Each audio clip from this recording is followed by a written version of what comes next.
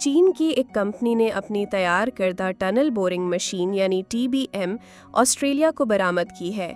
China railways engineering equipment group company limited की बनाई गई ये TBM मंगल के रोज ऑस्ट्रेलिया के शहर सिडनी रवाना की गई। इस मशीन का खुदाई का कतर 15.7 मीटर है और वजन 4000 टन से जायद है। 像这么大一台动工机，我们走 इतनी बड़ी सुरंग खुदाई की मशीन TBM को बरामद करना बजाते खुद एक बड़ा काम है। तैयारशुदा मशीन को मुख्तलिफ टुकड़ों में तकसीम करके सूबह हेनान की यूको बंदरगाह तक पहुंचाया गया था। वहां से अंदरूनी आबी रास्तों के जरिए जियांगसू की ताई कांग बंदरगाह तक मुंतकिल किया गया और फिर समंदरी रास्ते से बैरून मुल्क रवाना किया गया।